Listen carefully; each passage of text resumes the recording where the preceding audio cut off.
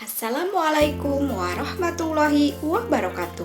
Apa kabar kawan-kawan pembelajar? Semoga dalam keadaan sehat walafiat. Kawan pembelajar, bertemu lagi kita pada pembelajaran bahasa Indonesia. Kali ini kita masih mempelajari mengenai teks pidato persuasif. Pada pembelajaran kali ini, kita akan belajar mengenai struktur dan kaidah kebahasaan pidato persuasif. Silakan disimak baik-baik.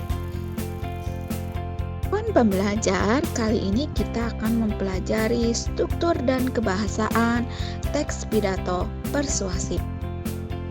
Yang pertama kali akan kita pelajari adalah struktur teks pidato persuasif. Ada 3 bagian dalam struktur teks pidato persuasif. Yang pertama, bagian pembukaan. Yang kedua, bagian isi. Dan yang ketiga, bagian penutup. Di bagian pembukaan ada beberapa hal yang harus kita lakukan. Pertama, merebut perhatian audiens. Itu yang pertama kali harus kita lakukan. Cara merebut audiens bisa dengan menyampaikan pernyataan yang bersifat dramatis atau dengan bantuan visual. Tentu saja terlebih dahulu kita mengucapkan salam pembuka. Contoh pernyataan yang dramatis, misalnya ini temanya adalah menjaga protokol kesehatan selama pandemi. Berikut contoh cara merebut perhatian. Bapak Ibu sekalian, coba bayangkan, semakin hari jumlah orang yang meninggal karena pandemi virus corona semakin banyak. Setiap hari hampir 100 orang meninggal dunia. Jika kita tidak menjaga diri, lalu bagaimana dengan orang tua kita, anak-anak kita? Mungkin esok lusa merekalah yang akan menjadi korbannya. Itu contoh merebut perhatian. Yang kedua, dengan menghubungkan dengan audiens. Tunjukkan kesamaan dan empati kepada audiens. Misalnya, saya sangat bersedih ketika mendengar teman-teman yang merasa kehilangan orang tuanya, saudaranya akibat pandemi ini. Nah, itu contoh hubungan dengan audiens. Kemudian yang kedua, tunjukkan kelayakan. Kami memang bukan siapa-siapa, tapi kami sangat peduli dengan bangsa ini. Nah, itu contoh kelayakan. Kemudian sampaikan tujuan dari kita berpidato. Contohnya, apa harapan setelah pidato itu selesai?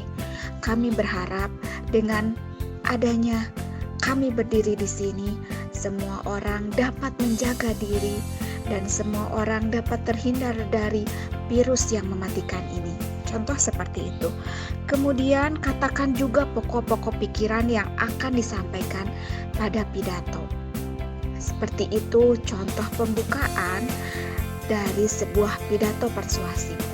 Kemudian di bagian isi pidato persuasif, kita dapat menyatakan pernyataan posisi. Misalnya kita mendukung penerapan protokol kesehatan atau sebaliknya. Kemudian berikanlah argumen atau pernyataan-pernyataan yang mendukung posisi kita tersebut. Misalnya, berapa banyak orang lagi yang harus kehilangan orang tuanya karena pandemi ini?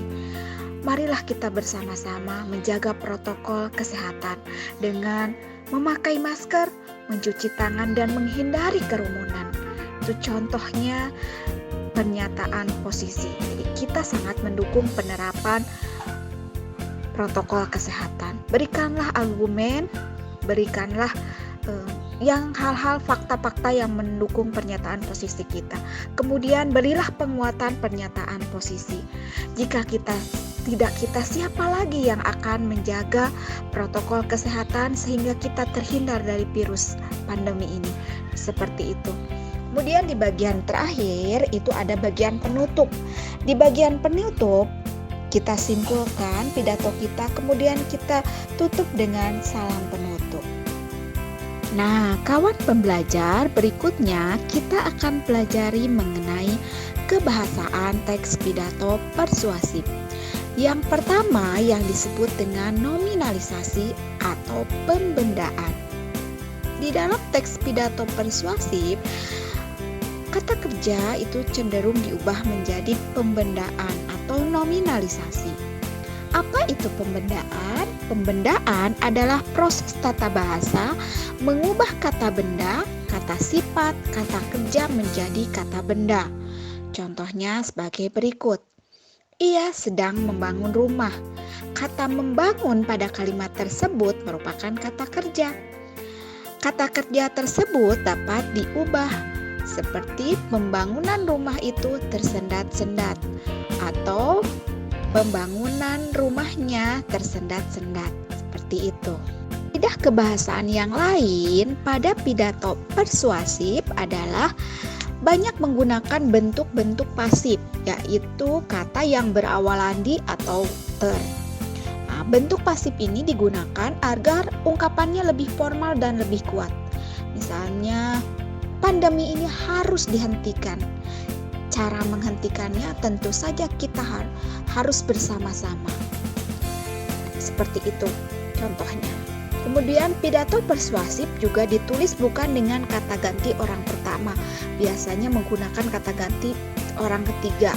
Contohnya kata kita. Kita harus sama-sama menjaga alam ini. Nah, kata kita seperti itu yang biasa digunakan. Atau bahkan tidak menggunakan kata ganti. Misalnya, mari bersama-sama menjaga alam ini.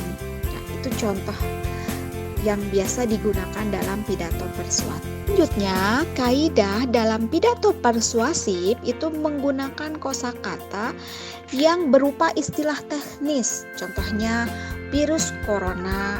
Kemudian rantai kata yang digunakan biasanya yang bersinonim atau berantonim sebagai bentuk penegasan.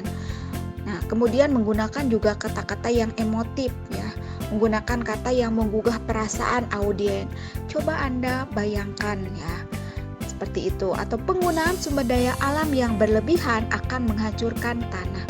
Yang berlebihan, penggunaan yang berlebihan itu kata berlebihannya akan menghancurkan tanah. Kata menghancurkan tanahnya itu menggunakan kata-kata yang emotif. Itu digunakan untuk menggugah perasaan audien.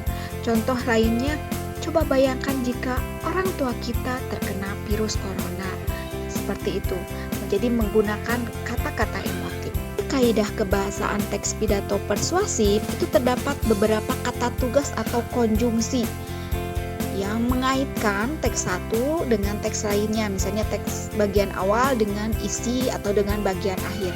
Contohnya pertama kali, nah, ada kata-kata pertama kali, akhirnya, sebab. Oleh karena itu, marilah kita sama-sama ya, menjaga protokol kesehatan. Contohnya seperti itu.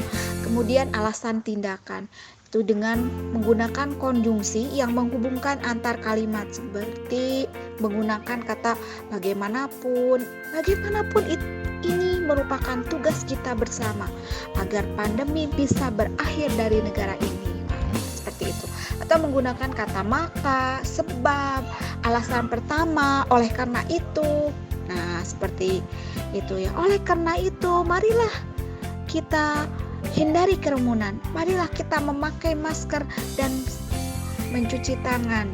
Seperti itu ya.